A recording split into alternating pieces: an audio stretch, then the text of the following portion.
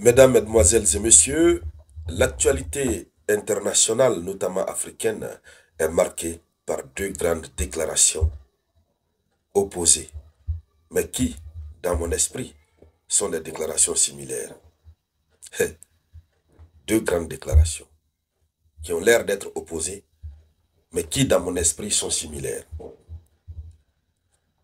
C'est d'abord la déclaration du président Alassane Dramane Ouattara, le président ivoirien. Le président ivoirien fait une déclaration de candidature. Les mots qu'il a utilisés pour déclarer sa candidature pendant qu'il avait dit clairement qu'il ne serait pas candidat, il avait insisté. Les mots qu'il vient d'utiliser nous donnent à réfléchir par rapport à la déclaration qui vient d'être faite en ce jour, 29 juillet 2025, par le président béninois Patrice Talon. Patrice Talon dit qu'il ne sera pas candidat. Il a même utilisé une phrase que certains considèrent comme étant la phrase du jour. Mais, je vous dis, on ne comprend rien en Afrique. Et pendant ce temps, les Camerounais sont en train de pleurer. Ils disent que eux, ils prient au Cameroun, mais c'est au Bénin que Dieu exauce. J'ai dit aux Camerounais, à mes frères du Camer, que vous n'avez rien compris encore. Vous n'avez pas compris. Allons-y dans le décryptage. Cela vous permettra de comprendre mieux. Oui, oui, d'utiliser mieux le troisième œil. Alors, dans le cadre de cette vidéoconférence, c'est de ces deux actualités majeures que nous allons parler. Mais avant de continuer, je vous demande de laisser vos différents avis en commentaire. Nous parlons de l'Afrique. Commencez par laisser vos différents avis. Ensuite, partagez la vidéoconférence. Mettez beaucoup de likes. Mais commencez par mettre vos avis en commentaire. Et si c'est votre première fois de tomber sur ma vidéoconférence, je m'appelle Robert Théa. Je suis enseignant-chercheur en faculté de droit dans la plus grande université de la République de Guinée, Université de Sonfonia. Je suis spécialiste des questions de démocratie et de bonne gouvernance, président du Parti des citoyens au service de la République, ambassadeur de Moyens Express. Voilà ma petite présentation. Allons-y dans les profondeurs. Abonnez-vous si c'est votre première fois. Alors, le président Alassane Dramane Ouattara annonce qu'il sera candidat. Il revient sur ses propres propos.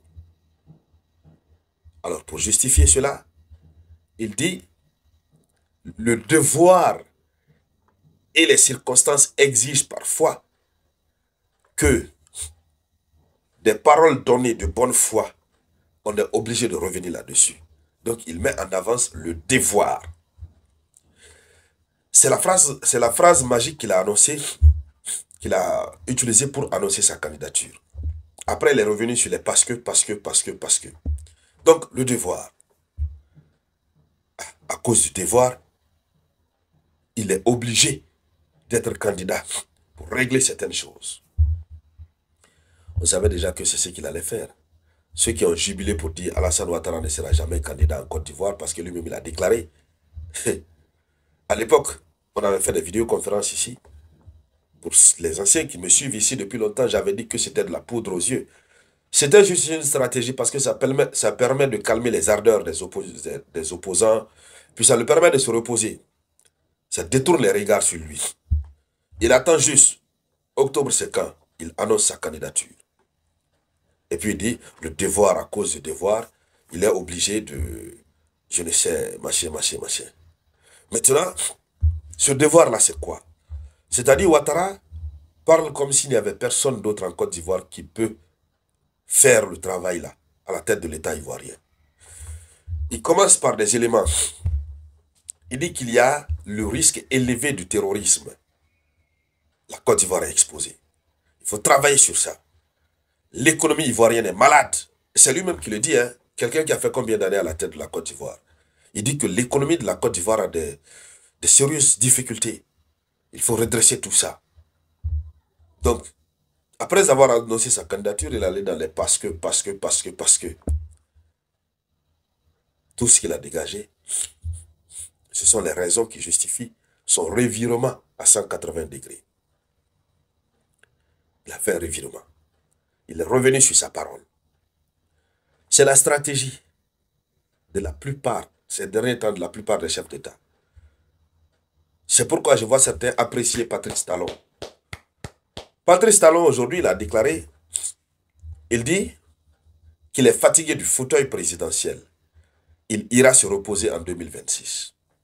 Il est fatigué du fauteuil présidentiel. Il ira se reposer en 2026.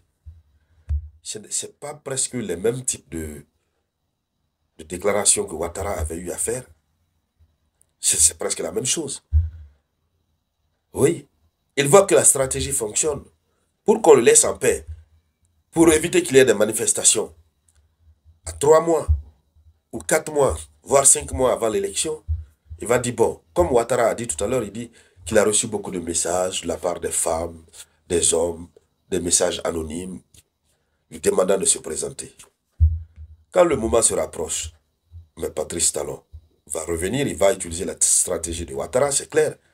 Il va dire, bon, écoutez, j'avais dit ça, mais à cause du devoir et l'expérience que j'ai à la tête de l'État,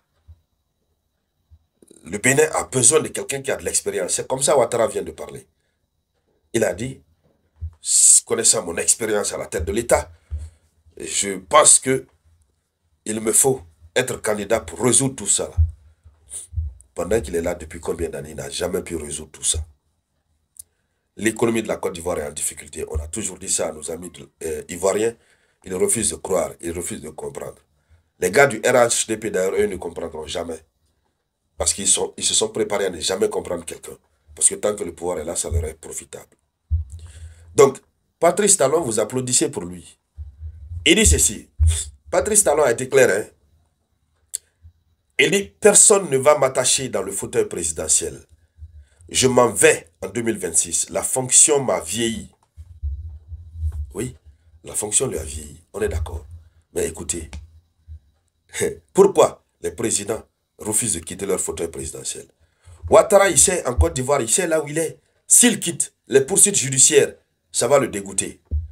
D'abord, la Cour pénale internationale est là, en train de superviser. Parce que le jugement Gbagbo Blegoudé s'est passé. Ils ont été déclarés non coupables. Ils ont été acquittés. Qui est alors coupable? En tout cas, même s'il n'est pas coupable, mais il devra répondre devant la justice. Et devant la justice, ça va prendre le temps. Qu'en est-il de la justice ivoirienne? Aujourd'hui, il est au pouvoir. Les gens ont peur de lui, tout ça. Mais s'il quitte, la justice ivoirienne va le poursuivre. Forcément, des dossiers vont sortir. Ah, donc, c'est à cause de tout ça que, en Afrique, il est rare et difficile de voir d'anciens chefs d'État. C'est pourquoi ils font ces revirements. Patrice Talon a fait la déclaration en 2025. La différence avec Ouattara, lui, l'avait annoncé il y a longtemps. Mais dans ses actes, on voyait déjà les prémices d'une confiscation du pouvoir. Donc, pour Patrice Talon, c'est vrai que ça reste juste quelques mois. Mais écoutez, il ne faut jamais faire confiance. C'est ce que j'avais à dire. Et donc, mesdames, mesdemoiselles et messieurs, c'était ça la une de l'actualité internationale. Merci de la partager au maximum.